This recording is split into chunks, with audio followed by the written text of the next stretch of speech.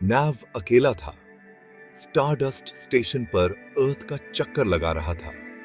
वह ह्यूमैनिटी का कान था, अंधेरे में एक फुसफुसाहट सुनने के लिए। हर दिन एक जैसा था। उठो, सिस्टम्स चेक करो, डायग्नोस्टिक्स चलाओ, खाओ और मॉनिटर्स देखो। स्पेस की खामोशी कंफर्ट और कर्स दोनों थी। वह खुद से बातें करता था, स्टेशन के मॉड्यूल्स का नाम रखता था और चिप नाम के कंप्यूटर को अपनी बातें बताता था। चिप ने कभी जवाब नहीं दिया, लेकिन ऐसा प्रिटेंड करने से मदद मिलती थी। एनएवी अर्थ की यादों से चिपका हुआ था। पैरों के नीचे घास, पेवमेंट पर बारिश। ऑब्जर्वेशन डेक उसका सैंक्चुअरी था। उसने लाइटनिंग स्टॉर्म्स, सिटी लाइट्स और सनराइजेस देखे जो एटमॉस्फेयर को ब्रिलियंट कलर्स में रंगते थे।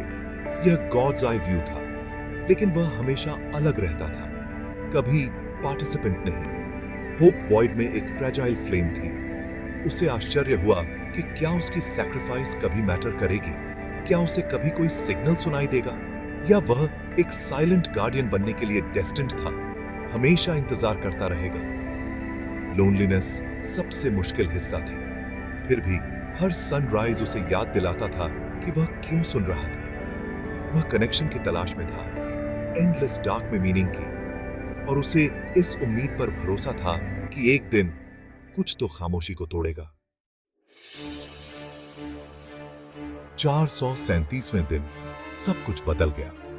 एनेव के कंसोल पर एक अजीब स्क्रैम्बल्ड सिग्नल चमका, जो गहरे स्पेस से नहीं बल्कि कहीं करीब से आया था।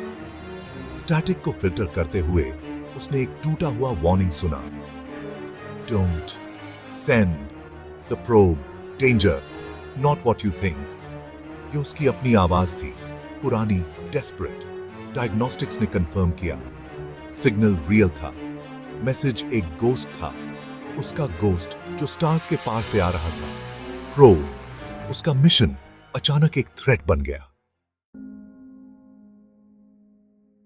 नाव सिग्नल को लेकर ऑब्सेस्ड हो गया। उसने खाना पीना, सोना बंद कर दिया। उसकी दुनिया ऑडियो फाइल तक सिमट गई। उसने हर एनालिसिस किया, स्टेशन के कंप्यूटर्स को उनकी लिमिट्स तक धकेल दिया। सिग्नल का ओरिजिन अजीब था, स्पेस से नहीं बल्कि अर्थ से, 60 साल पहले का। टाइम स्टैम्प नवंबर 12, 2077। नाव तब एक स्टूडेंट था। इस टेक्नोलॉजी तक उसकी कोई पहुंच नहीं थी। फिर भी डेटा अनडिनायबल था। आवाज उसकी थी, वार्निंग उसके लिए थी। मैसेज 60 साल पुराना एको था, उसके अपने पास्ट का एक गोस्ट। टाइम ट्रैवल अब फिक्शन नहीं था, वह इसे जी रहा था। उसके पास्ट सेल्फ ने उसके फ्यूचर सेल्फ को एक वार्निंग भेजी थी। लेकिन क्यों? प्रोब किस डेंजर को रिप्रेजेंट करता था? मिशन डिस्कवरी के लिए था, डिजास्टर के लिए नहीं। अब नाव के सामने एक चॉइस थी, वार्निंग पर ट्रस्ट करना या मिशन पर ट्रस्ट करना। आंसर एक पैराडॉक्स में छिपा था, जिसे केवल वही सॉल्व कर सकता था। साल 2027 है। यंग नैव, एक स्टूडेंट, फियर और डिटर्मिनेशन से प्रेरित होकर यूनिवर्सिटी लैब में देर रात तक काम करता है। उसने एक मेकशिफ्ट ट्रांसमीटर बनाया है, क्वांटम एंटेंगलमेंट का उपयोग करके टाइम के माध्यम से एक मैसेज भेजने की उम्मीद में। इससे पहले एक सिमुलेशन ने दिखाया था कि एको 1 प्रोब डिजास्टर को ट्रिगर करेगा, डिस्कवरी को नहीं। एनॉमली एक केज थी और प्रोब उसे खोलेगा। डिस्ट्रक्टिव एनर्जी की एक वेव अर्थ को मिटा देगी। किसी ने उस पर विश्वास नहीं किया। प्रोफेसर्स ने उसकी वार्निंग्स को एरर्स बताकर खारिज कर दिया। अकेला उसने एक्ट करने का फैसला किया। उसने कोऑर्डिनेट सेट किए, ट्रांसमीटर को पावर अप किया और माइक में बोला, warning nav, do not launch the Echo 1। यह एक डेस्परेट गैम्बल था, एक मैसेज इन अ बॉटल जिसे टाइम के ओशन में फेंक दिया गया था। उसे नहीं पता था कि यह काम करेगा या नहीं, लेकिन उसे ट्राई करना पड़ा। वर्ल्ड का फेट, उसे विश्वास था, इस पर डिपेंड करता था। उस मोमेंट में फियर और होप टकरा गए। उसने अपने फ्यूचर सेल्फ पर ट्रस्ट किया। मैसेज भेज दिया गया, लूप शुरू हो गया था। 2087 में वापस मैंने डीकोडेड मैसेज को देखा। मुझे एहसास हुआ कि मैं एक टाइम लूप का हिस्सा था। मेरा पास्ट सेल्फ मेरे प्रेजेंट सेल्फ को वार्निंग दे रहा था। पैराडॉक्स डिजीइंग था। अगर मैं लॉन्च को रोक देता तो डिजास्टर टल जाता, लेकिन तब वार्निंग कभी भेजी ही नहीं जाती। हर एक्शन दूसरे से जुड़ा था। पास्ट और फ्यूचर इंटरट्वाइंड थे। मुझे अपने यंगर सेल्फ की हिम्मत याद थी, एक डेस्परेट होप पर सब कुछ रिस्क कर रहा था। अब रिस्पॉन्सिबिलिटी मेरी थी। वर्ल्ड का फेट मेरे चॉइस पर टिका था। मेरे पास्ट और प्रेजेंट के बीच का कनेक्शन एक अनसीन थ्रेड जैसा महसूस हुआ, जो 60 साल तक फैला हुआ था। लूप पूरा हो गया था, लेकिन मैं वेरिएबल था। क्या मैं अपने पास्ट सेल्फ के फियर का सम्मान करूंगा या कुछ और पर ट्रस्ट करूंगा? डिसीजन केवल मेरा था। पास्ट बोल रहा था, लेकिन फ्यूचर सुन रहा था, और दुनिया मेरे आंसर का इंतजार कर रही थी। शिमरिंग एनर्जी का एक बीइंग दिखाई दिया, द ऑब्जर्वर, टाइम का वॉचर। अपनी खामोशी तोड़ते हुए उसके विचार मेरे दिमाग में भर गए। तुम एक क्रॉसरोड्स पर हो नैव, कॉज़ैलिटी में एक नेक्सस। एनॉमली एक गेटवे थी, केज नहीं। एनर्जी ट्रांसफॉर्म करेगी, डिस्ट्रॉय नहीं। ऑब्जर्वर ने रिवील किया, गेटवे ह्यूमैनिटी को एलिवेट कर सकती है, अनइमेजिनेबल एबिलिटीज को अनलॉक कर सकती है। अब चॉइस मेरी थी, अबॉर्ट करो और सेफ रहो, या लॉन्च करो और एक नए फ्यूचर के लिए सब कुछ रिस्क करो।